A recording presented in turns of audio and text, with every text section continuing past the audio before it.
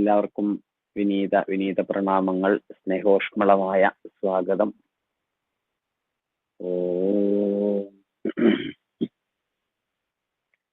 ഗുരവേ സർവലോകാനാം ഭിഷജേ ഭവരോഗിണാം നിധയേ സർവവിദ്യാനാം ശ്രീ ദക്ഷിണാമൂർത്തയേ നമഃ. ശുക്ലാംബരധരം വിഷ്ണും ശശിവർണം ചതുർഭുജം പ്രസന്നവദനം ധ്യായേത് സർവവിഘ്നോപശാന്തയേ. ശാരദാം ഭോജവദനാ വദനാംബുജേ സർവദാ അസ്മാകം സന്നിധിം ക്രിയാത്. സരസ്വതീം ച താം നൗമി വാഗധിഷ്ഠാതൃദേവതാം ദേവത്വം പ്രതിപദ്യന്തെ യദനുഗ്രഹതോ ജനാം. ഓം മഗ്നേ ലോകേം പുരാശോ നളിനഭവനുതാ വിഷ്ണുനാ കാരയിത്വാ ചക്രോൽകൃത്തോരുകാണ്ഡം മധുമഭിഭയദം കൈഡഭം ചാതിഭീമം.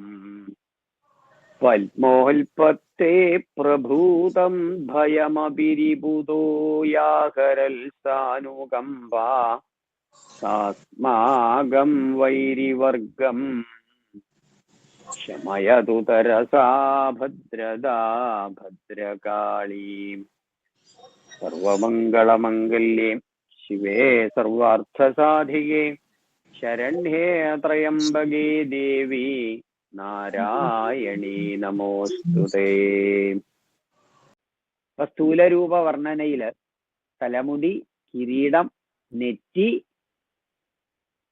അടുത്തത് നമ്മളെന്താ, പൊട്ടാണ്, തിലകമാണ്. അതാണ് വാഗ്ദേവതമാര് വർണ്ണിക്കുന്നത്. അതാണ് 16ാമത്തെ നാമം. എന്താണ്? മുഖചന്ദ്രകളങ്കാഭ മൃഗനാഭി വിശേഷക. മുഖചന്ദ്രകളങ്കാഭ മൃഗനാഭി വിശേഷത എന്ന് അല്ലെ, ഇങ്ങനെയല്ലേ നാമം? ആ വിശേഷം ആലോചിച്ച് എന്ത് വിശേഷാണ്? മുഖചന്ദ്ര ആൾറെഡി പറഞ്ഞു, മുഖത്തെ, ഭഗവതിയുടെ മുഖത്തെ ചന്ദ്രനോട് ഉപമിച്ചിരിക്കുന്നത് അല്ലെ. മുഖചന്ദ്രന്റെ കളങ്കം എന്ന് പറയുന്നത്, അതായത് ഭഗവതിയുടെ മുഖത്തെ പൂർണ്ണചന്ദ്രനോട് ഉപമിച്ചിരിക്കുകയാണ്. അപ്പൊ ആ മുഖമാകുന്ന പൂർണ്ണചന്ദ്രനിലെ കളങ്കം എന്ന് പറയുന്നതാണത്രേ മൃഗനാഭി വിശേഷത അല്ലെ.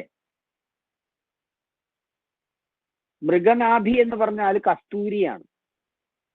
കസ്തൂരിമാനിന്റെ അകിടിൽ നിന്ന് എടുക്കുന്നതാണ്.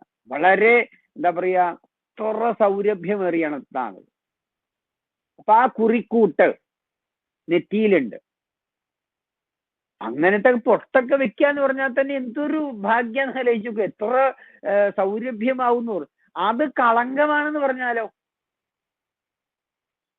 അപ്പൊ ഇവിടെ വാഗ്ദേവന്മാര് വർണ്ണിക്കാൻ ഉദ്ദേശിക്കുന്നത് ഭഗവതിയുടെ ആ മുഖകാന്തിയിലെ മുഖചന്ദ്ര കളങ്കാഭ,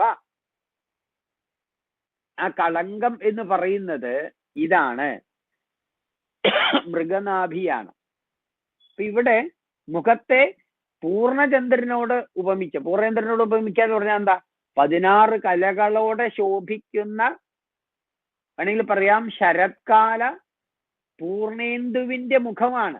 ഈ മുഖത്തിന് ഒരു കളങ്കം എന്ന പോലെയാണത്രേ.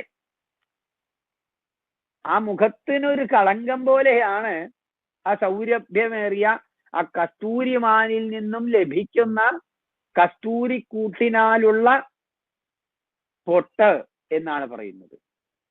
അപ്പൊ ഇവിടെ ഭഗവതിയുടെ മുഖത്ത് അല്ലെങ്കിൽ ആ നെറ്റിത്തടത്തില് ഒരു പൊട്ടായി തീർന്നത് ഈ മൃഗനാഭിയുടെ കസ്തൂരി പൊട്ടിന്റെ ഭാഗ്യമാണെന്നാ പറയുന്നത്. പൊന്നിന് കുടത്തിന് പൊട്ട് വേണ്ടാന്ന്, അങ്ങനെയല്ലേ പറയാ. അപ്പൊ ഭഗവതിയുടെ മുഖം എന്ന് പറയുന്നത് തന്നെ ഈ പൗർണമി ചന്ദ്രനോട് ഉപമിക്കുക എന്ന് പറയുന്നത് വലിയ കാര്യമാണ് അല്ലെ. മുഖത്തെ പൂർണ്ണചന്ദ്രനോട് ഉപമിക്കുക എന്ന് പറയുന്നത് ആ സൗന്ദര്യത്തെ എടുത്തു കാണിക്കുകയാണ്. സാമുദ്രിക ലക്ഷണം അനുസരിച്ച് അല്ലെങ്കിൽ ഭാരതീയ കവിസങ്കല്പം അനുസരിച്ച്, സൗന്ദര്യ ലക്ഷണ ശാസ്ത്രം അനുസരിച്ച് സുന്ദരികളായിട്ടുള്ള സ്ത്രീകളുടെ മുഖത്തെ പൂർണ്ണചന്ദ്രനോട് ഉപമിക്കാറുണ്ട്. അപ്പൊ ഭഗവതിയുടെ മുഖം എന്ന് പറയുന്നത് മുഖചന്ദ്രകളങ്കാഭ മൃഗനാഭിവിശേഷത എന്നാണ്. അപ്പൊ ആ മുഖത്തെ പൂർണ്ണചന്ദ്രനോട് ഉപമിച്ചിരിക്കുന്ന മുഖത്തെ കളങ്കം എന്ന് പറയുന്ന ആ മൃഗനാഭിയാണ്, അത് ആ പൊട്ടാണ് പറയും. അപ്പൊ ഇവിടെ പൊട്ടാണ് ഭാഗ്യം ചെയ്തിരിക്കുന്നത്. ഭഗവതിയുടെ ആ മുഖത്ത് ആ നെറ്റിത്തടത്തിൽ വന്നിരിക്കാൻ അതാണ് ഈ കസ്തൂരി തിലകം ഭാഗ്യം ചെയ്തിരിക്കുന്നു എന്നാണ് പറയേണ്ടത്. പൂർണ്ണചന്ദ്രന് തുല്യമായിട്ടുള്ള ദേവിയുടെ മുഖത്തെ നെറ്റിയിലെ തിലകമായി ഇരിക്കുവാൻ ആ കസ്തൂരി അല്ലെങ്കിൽ ആ മൃഗനാഭി ഭാഗ്യം ചെയ്തിരിക്കുന്നു.